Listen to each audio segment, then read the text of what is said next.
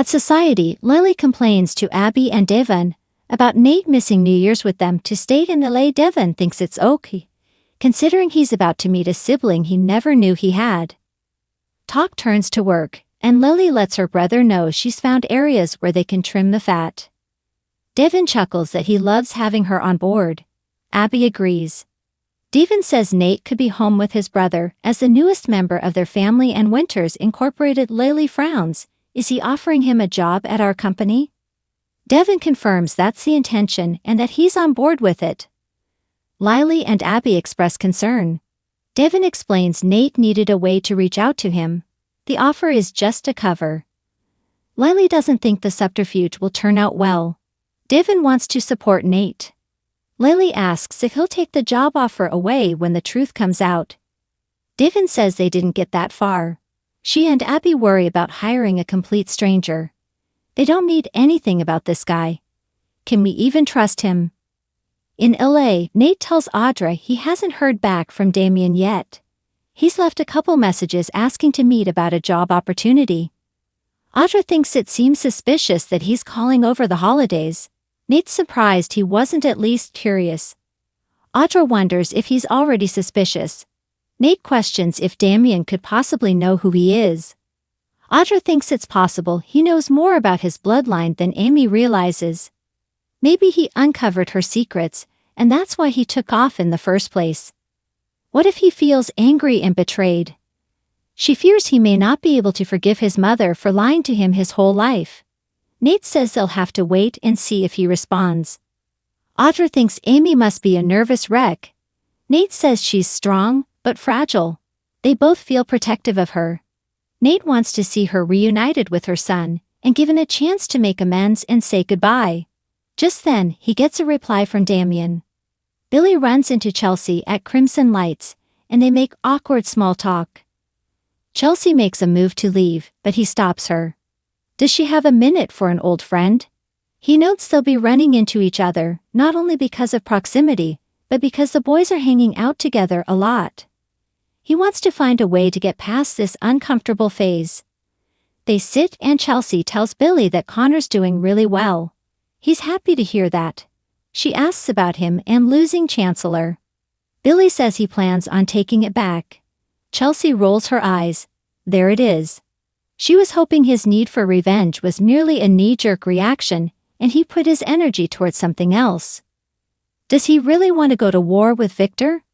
Billy says he started the war, but didn't take out his target completely. I was wronged, severely. It's not in him to forget and get over it. At Society, Devon, Lily, and Abby continue discussing the ladies' concerns about Nate offering Damian a job. They don't know the guy or what he might want from them. Lily's not comfortable bringing him into the company without getting to know him better. The last thing she wants is to be stabbed in the back again. She doesn't think Nate is going about this the right way.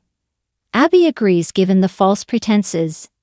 Devon reiterates that Nate just needed a way to start the conversation. He's not stupid and won't be reckless. He won't bring anyone on board if any of them has a problem with it. They agree to see how it plays out, but Lily continues to ask, what if this thing goes bad? What then? Devon marvels that she's really expecting the worst. They hire people all the time that they don't know. If he turns out to be a good guy, working with your family is a gift. Lily concedes the point. She hopes it all goes well.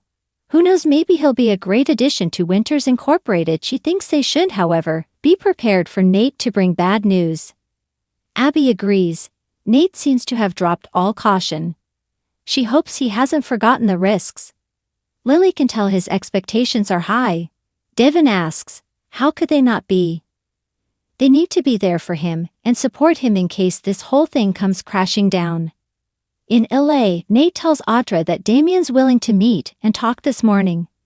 He sends him his location and Damian replies, see you soon. Nate marvels that he's about to meet his half-brother.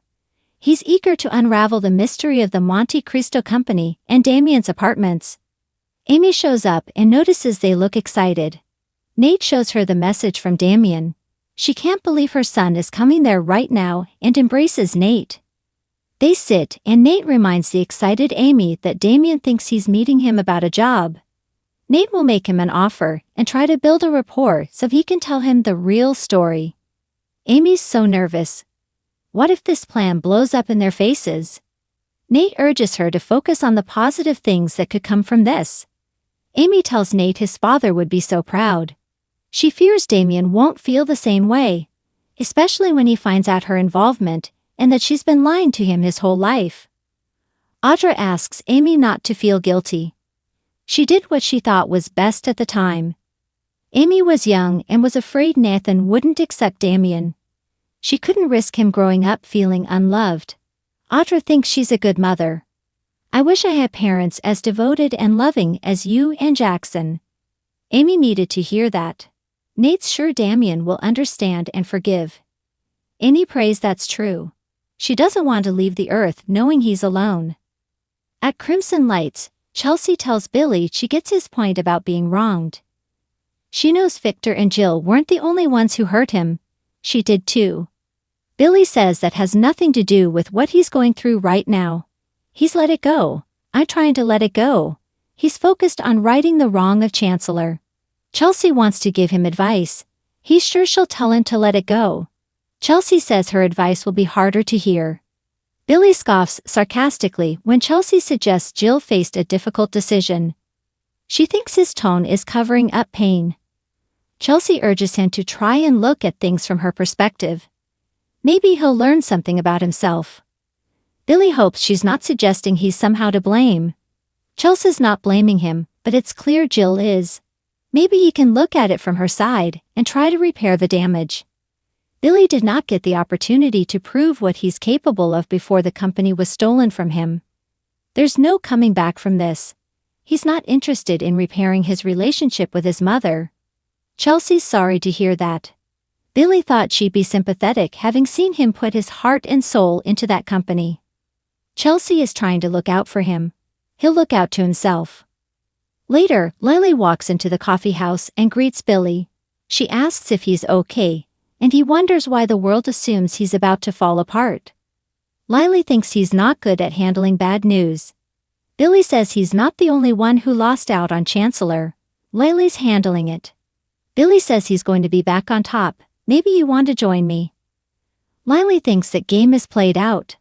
Billy asks if she really doesn't want payback on Nikki and Victor for stabbing her in the back. At Society, Abby asks Devon if their lunch upset him. Devon says no. Abby knows he's worried about Nate. Devon could hear how excited he is to find his brother and would hate for him to be crushed. They agree if that happens, they'll be there for him. Devon thinks this has brought out painful memories of losing his father.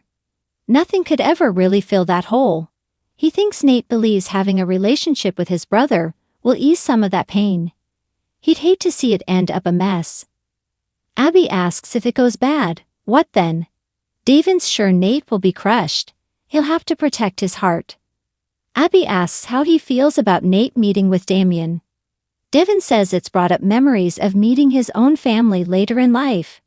It was an emotional roller coaster. I just think that Nate is about to take a ride of his own. Abby agrees he is, no matter the outcome.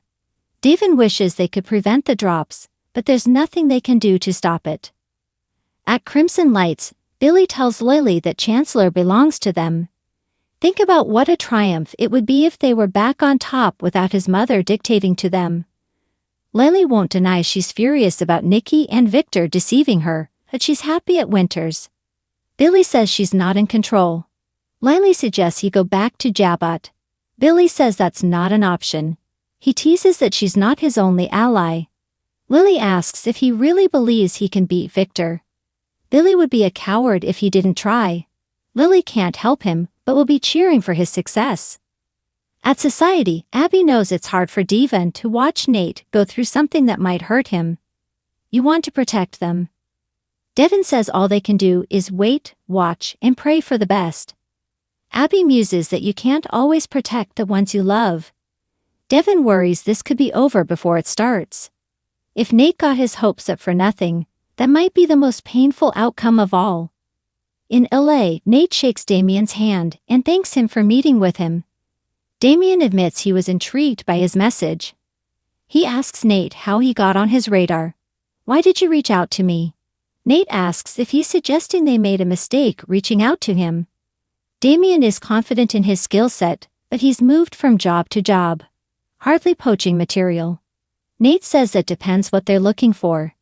Damian asks him to cut to the chase. What is this meeting really about? Next on The Young and the Restless. Victor tasks Michael with gathering info on Ian Ward. Nick takes matters into his own hands to find Sharon, and Nate shares surprising news with Amy.